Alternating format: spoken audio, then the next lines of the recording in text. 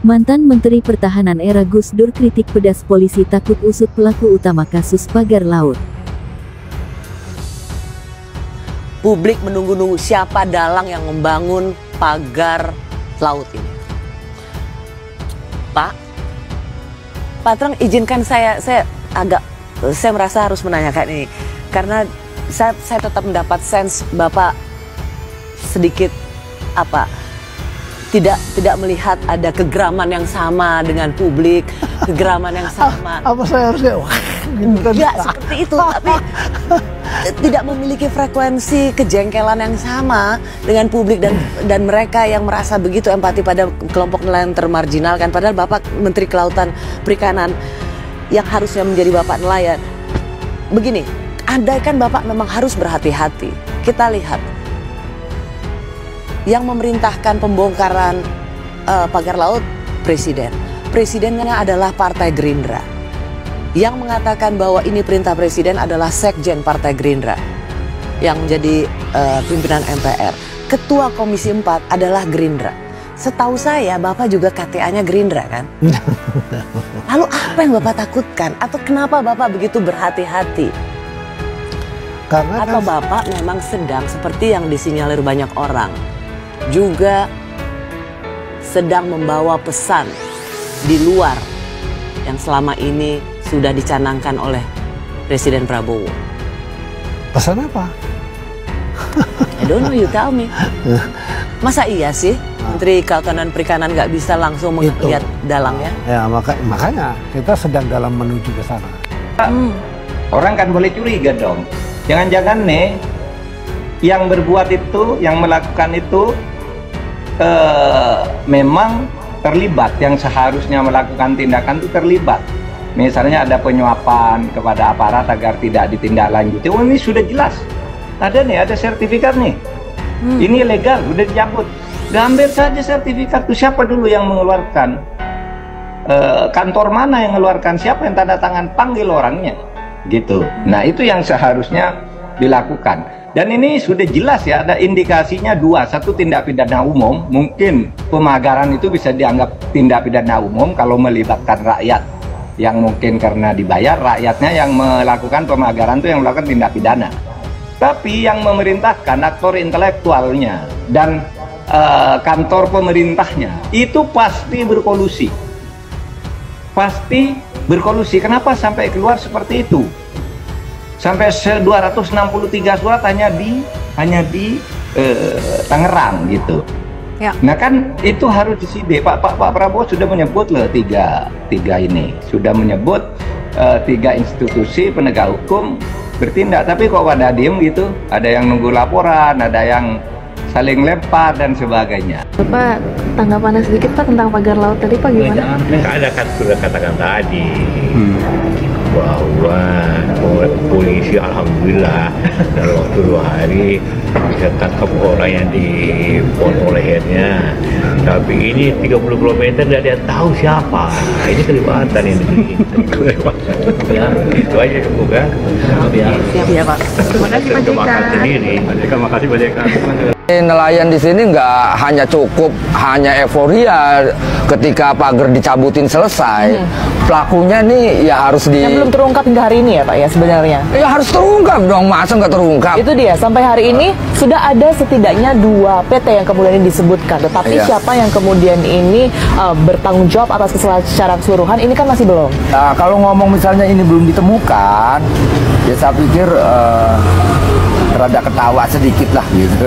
Iya, nah maksudnya menurut Anda apa yang membuat pemerintah ya dalam hal ini membutuhkan waktu begitu untuk kemudian ini menginvestigasi lebih lanjut, sementara kalau dari keterangan Pak Khalid tadi dan juga teman-teman nelayan sudah tahu betul siapa sebenarnya pihak yang harus bertanggung jawab. Ya artinya kalau misalnya sesuatu yang sudah terang benderang gitu kan, yang semuanya sudah terungkap, si A si B-nya pelakunya, lalu kemudian diulur-ulur, ya maaf ini dugaan misalnya dibikin rumit lah, dibikin susah, seolah-olah belum ketemu segala macam.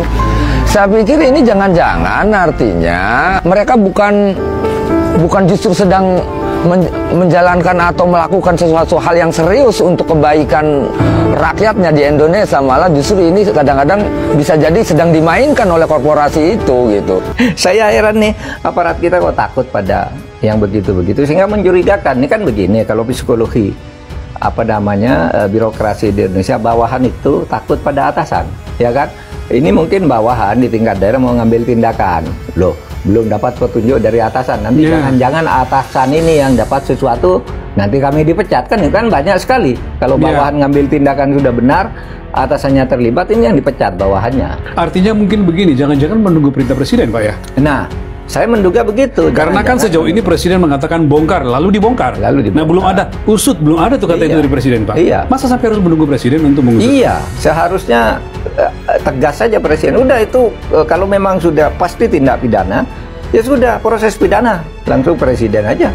Meskipun itu sangat memalukan. Kenapa hal begitu harus nunggu presiden?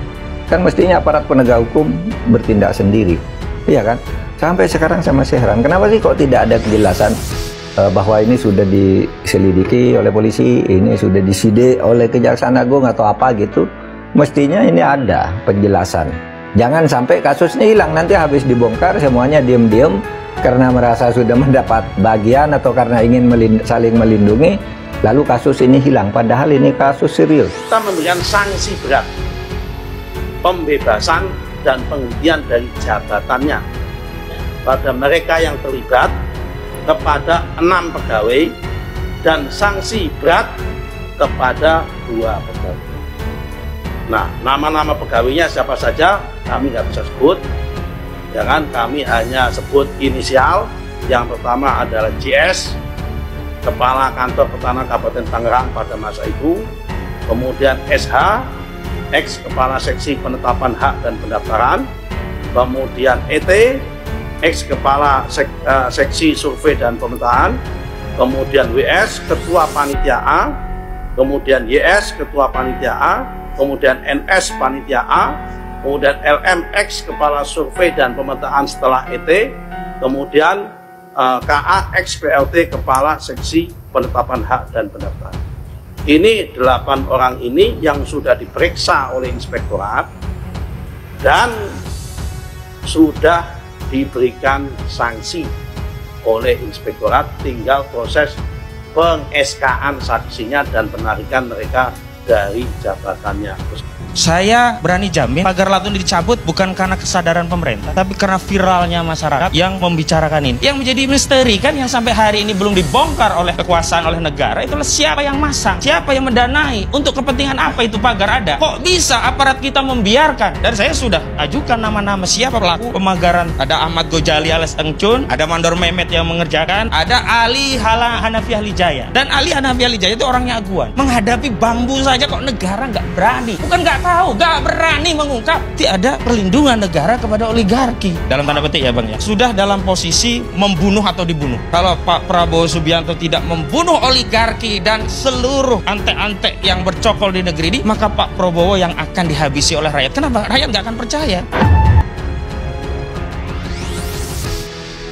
Mantan Ketua Mahkamah Konstitusi Mahfud MD ikut angkat bicara soal polemik pagar laut di pesisir utara Tangerang, Banten.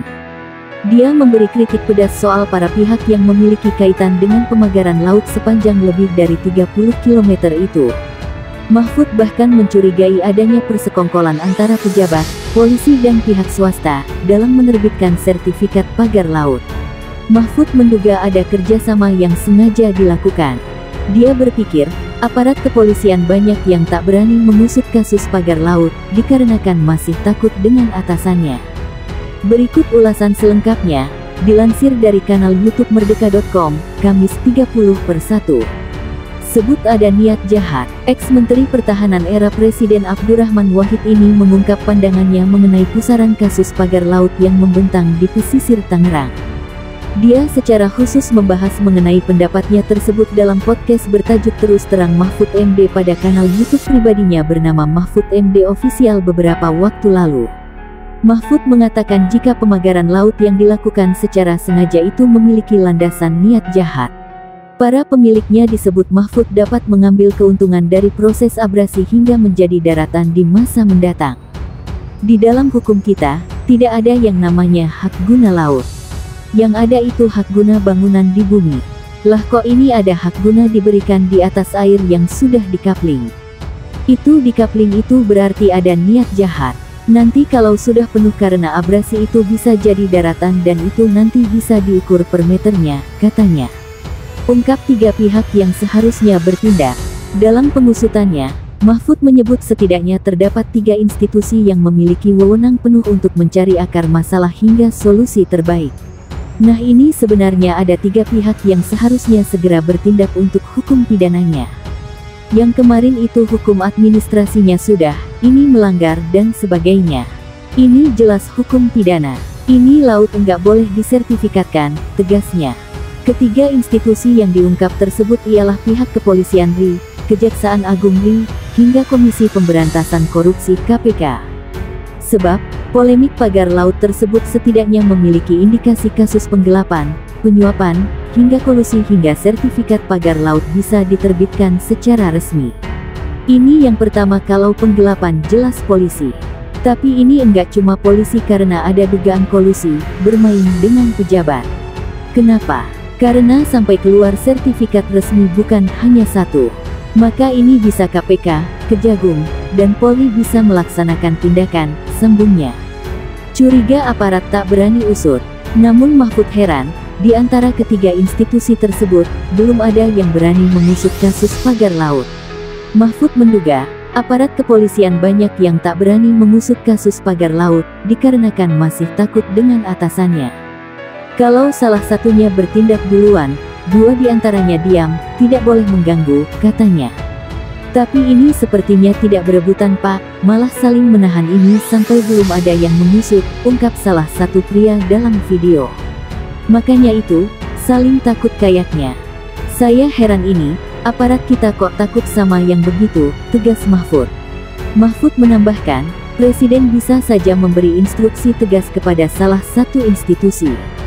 Namun, dia mengungkap jika hal itu justru memalukan lantaran Presiden sendiri harus ikut turun tangan. Ya seharusnya tegas saja Presiden, kalau itu tindak pidana ya proses pidana. Meskipun itu sangat memalukan, kenapa hal yang begitu harus nunggu Presiden? Kan aparat penegak hukum bertindak sendiri. Sampai saat ini saya heran kenapa tidak ada kejelasan, tukasnya.